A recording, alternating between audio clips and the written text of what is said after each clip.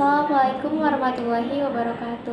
Hai semuanya, perkenalkan kami dari kelompok 1 Program Studi D4 Teknologi Laboratorium Medik Institut Kesehatan Raja Wali Bandung. Di sini kami akan sedikit menyampaikan tentang cairan sinovial. Untuk lebih jelasnya akan disampaikan oleh kawan-kawan saya. Assalamualaikum warahmatullahi wabarakatuh. Perkenalkan, nama saya Rani Andiani, NPM 5118014. Di sini saya akan menyampaikan materi tentang pengertian cairan sinovial, fungsi cairan sinovial, dan indikasi pemeriksaan. Pengertian cairan sinovial. Cairan sinovial ini adalah cairan kekuningan pucat yang sangat jernih, yang pasti ditemukan di setiap sendi di tubuh. Cairan sinovial benar-benar terdiri dari plasma yang bisa menjadi campuran protein garam yang membuat bagian cair dari aliran darah kita. Cairan sinovial terdiri dari sejumlah besar asam hyaluronat yang membantu mendapatkan cairan lebih kental atau lebih tebal. Prosedur pengambilan cairan sinovial adalah atrosintesis. Fungsi cairan sinovial ada 3. Yang pertama itu bekerja sebagai pelumas, mengurangi gesekan antara bagian-bagian sendi. Yang kedua ini terdiri dari sejumlah limfosit atau sel darah putih yang berhubungan dengan patogen. Yang terakhir adalah zat kimia dalam cairan sinovial memicu untuk melekat dan juga melapisi bagian sinovial. Indikasi pemeriksaan membantu diagnosis penyebab radang atau nyeri, pembekakan pada sendi. Analisis cairan sendi adalah sesuatu yang mencurigakan di daerah persendian, berupa pertama itu nyeri daerah persendian, yang kedua eritema daerah persendian dan sekitarnya, yang ketiga inflamasi daerah persendian, yang terakhir itu akumulasi cairan sinovial. Bismillahirrahmanirrahim. Assalamualaikum warahmatullahi wabarakatuh. Perkenalkan, nama saya Taria Wijaya dengan NPM 5118056 dari Prodi D4 Teknologi Laboratorium Medik Institut Kesehatan Raja Wali Bandung.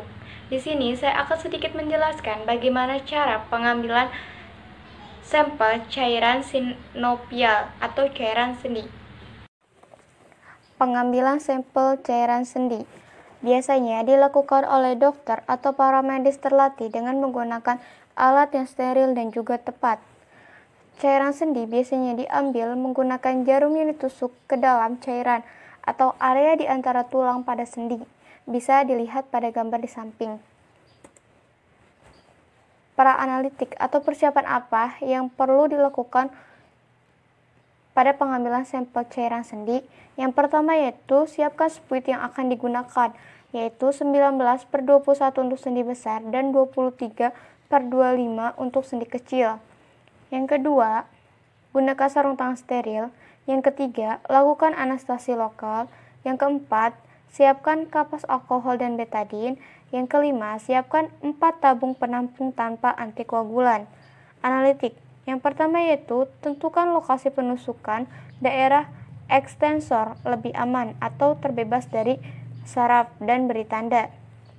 Yang kedua, lakukan tindakan aseptik pada lokasi.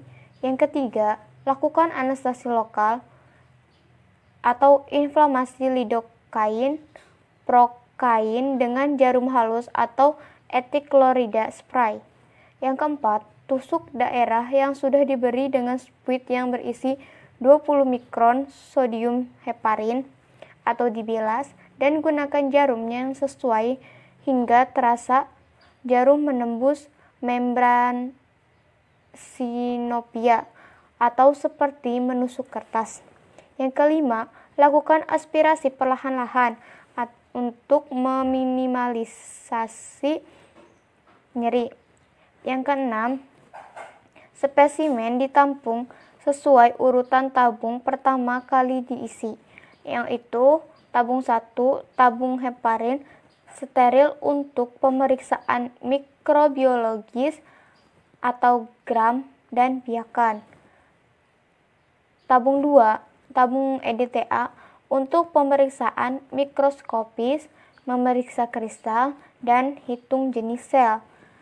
Yang tabung 3, tanpa EDTA, untuk pemeriksaan kimia atau imunologi dan untuk pemeriksaan makroskopis. Lalu apa sih hal-hal yang harus diperhatikan saat pengambilan sampel? Yang pertama yaitu mengetahui apakah pasien mempunyai gangguan hemostatis. Yang kedua, lakukan dengan teknik yang benar dan berusaha untuk selalu steril. Yang ketiga, sampel yang didapatkan sesegera mungkin untuk dibawa ke laboratorium. Yang keempat, jika akan dikerjakan pemeriksaan glukosa cairan sendi, maka pasien dipuasakan 6-8 jam terlebih dahulu. Yang kelima, bila dikehendaki antikoagulan digunakan heparin. Yang keenam, bila akan dilakukan pemeriksaan mikrobiologi, wadah untuk menampung cairan sendi harus steril. Assalamualaikum warahmatullahi wabarakatuh. Perkenalkan, nama saya Alan Supendi, NPM 5118039 dari Inkes Rejawali Bandung. Di sini saya akan mencoba memaparkan tentang pemeriksaan makroskopis dari cairan sendi.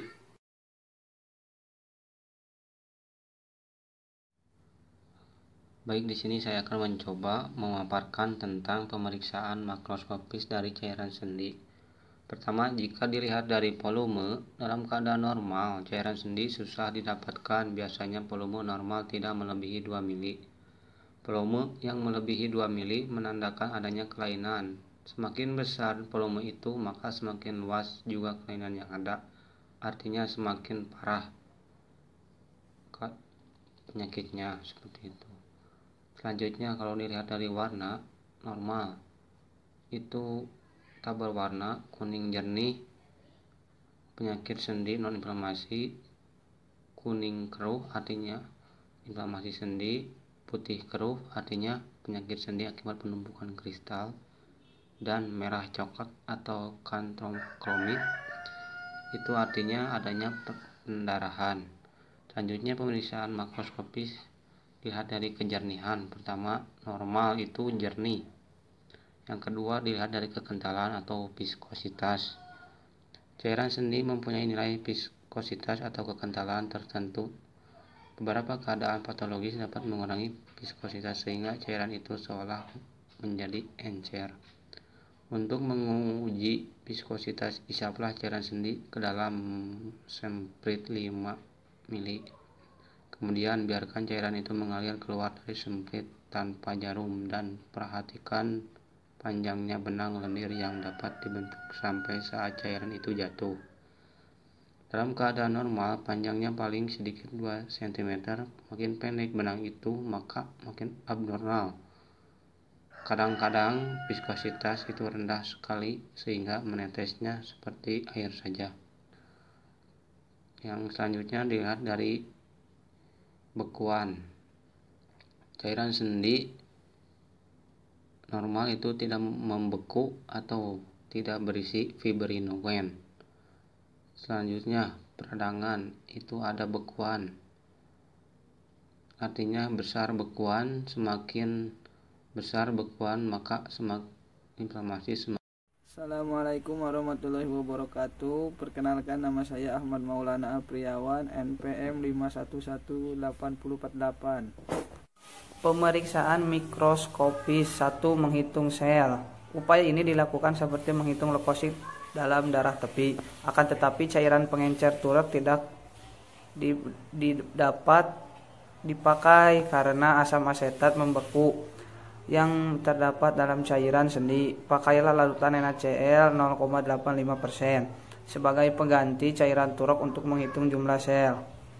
2. Menghitung jenis sel. Cairan sendi diperiksa seperti cairan tubuh yang lain dengan cara membuat sediaan apus yang dipulas, gimsa atau rings.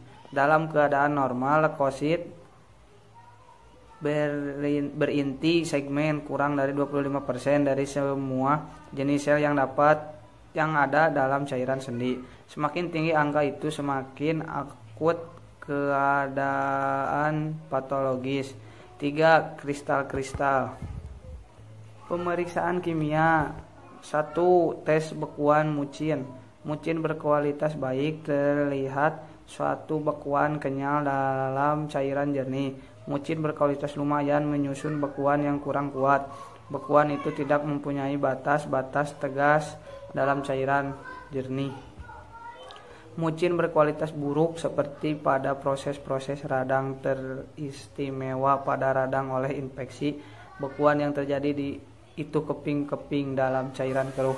2. Tes glukosa. 3. Tes laktat dehidrogenase LDH.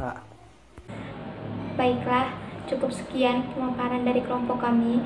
Kurang lebihnya kami mohon maaf. Terima kasih sudah melihat video kami sampai akhir. Wassalamualaikum warahmatullahi wabarakatuh.